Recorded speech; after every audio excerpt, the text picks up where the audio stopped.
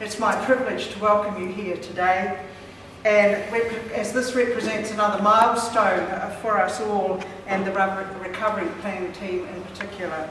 Professors Battershill and Professor Battershill from the University of Waikato and the University of Canterbury will be releasing the interim results of their work today. Also here with us I have Rahira Ohaya, who is a member of the plan steering group. So she oversees what we are doing to make sure that it is right from an iwi perspective. So you will be able to also ask her questions about what it has meant to be involved in this program and the input that iwi have had. I'll now pass over to Chris and David. They will make a brief opening statement and then we will be open for questions. We have approximately 30 minutes. So I now pass over to you. Kia ora tātou.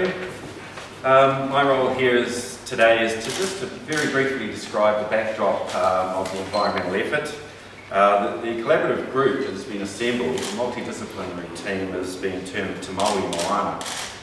It includes the staff from the Universities of Waikato and Canterbury, Te Whare Wananga o Anurangi, Bay of Plenty Polytechnic, and it is linked to Moana Toi Iwi, as well as other regional environmental stakeholders. The group takes advantage of existing international relationships both in Australia and as far afield as Germany. For instance, the University of Bremen, our colleagues there, bringing over a submersible surveillance device which will have a look at the potential contamination fields in the deeper seafloor sediments between Astrolabe Reef, Tahiti, and here. This team has been active since day one, since a year ago, in fact before a year ago. On the 6th of October last year, it was recognised that the ship was on the rock. We weren't sure at that point in time on how serious that grounding was, but it became important to immediately survey the offshore reef areas in particular, for which there was not much known, to establish a backdrop. What is our environment like now? What might be under threat? Where are the sensitive areas? And so that happened very quickly after the ship grounded and before oil engaged with the shores. The monitoring program has involved survey of all relevant habitats, rocky reefs, offshore and inshore, open sandy beaches and in the estuary. It spans Coromandel right through to East Cape. The focus chemically is on these polycyclic aromatic hydrocarbons, which are acknowledged as the more toxic elements of things like fuel oil, as well as metals and trace elements that can be constituted as the degradation products of a sunken ship and its contents. The program's about a third of the way through. It's a long-term recovery program, and the emphasis has been on not only understanding the very short-term impacts, those sorts of effects and impacts that we have seen around the oil slicks, which came ashore very quickly, but also importantly to look at the longer-term environmental effects of a ship grounding and sinking, as we have with the Rena. And some of these effects might track through the environment a little bit more slowly as elements start to engage with the food chain. The winter program has just been completed. So after the Rena began leaking oil, there was a monitoring program weekly, monthly, up until June, that effectively monitored the pulse of the environment.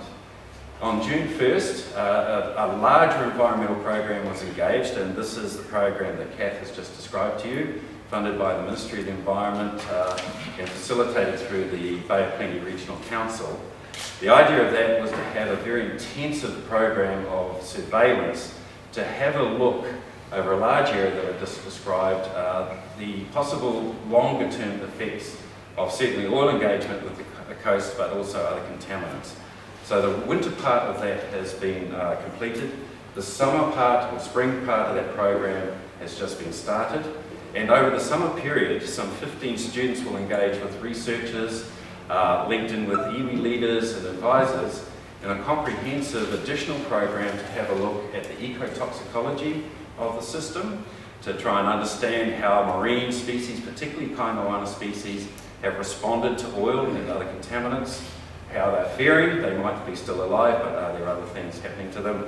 and also to have a look at some of the microbial degradation of oils in particular.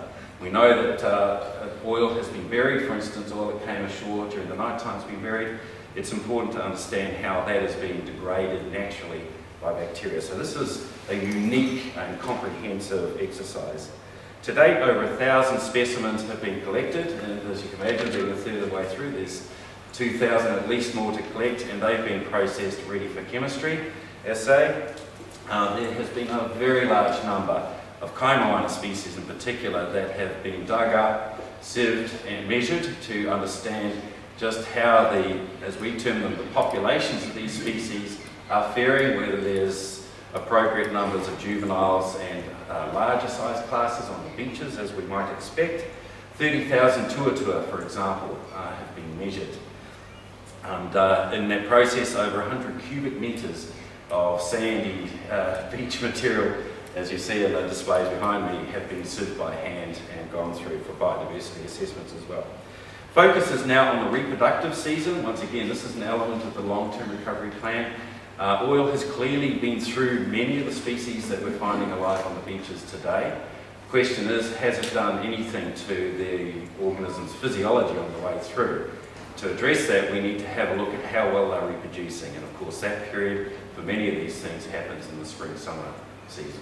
So we don't have that information, obviously, that data is to come, and so the effort today is to really give you a bit of a time stamp on what we've been doing, and as much information as we can, and have to hand on how the environment is faring. Focus also is shifting to Astrolabe Reef itself, Otaiti, as the dynamic of the, I guess, effects and potential effects on the environment has shifted with the sinking of the ship, and now some awareness of some of the debris fields that are around the ship and that particular reef. So the focus from here on in will be out there. In many ways, this is kind of like a search and rescue. We can now eliminate a lot of areas that may have previously been of concern and refocus into areas that we now need to bring stronger attention. So at that point, I'd just like to thank certainly iwi leaders in the region for their comprehensive help and assistance, but in particular also those field teams from the various partners of Te Māori Moana, and as well as the volunteers. The volunteers have been very important to this program all the way through, but have certainly been important in assisting with the environmental survey program today. I'll now hand over to Professor Shield, and he can give you an update on some of the ecology of the system. Thanks very much.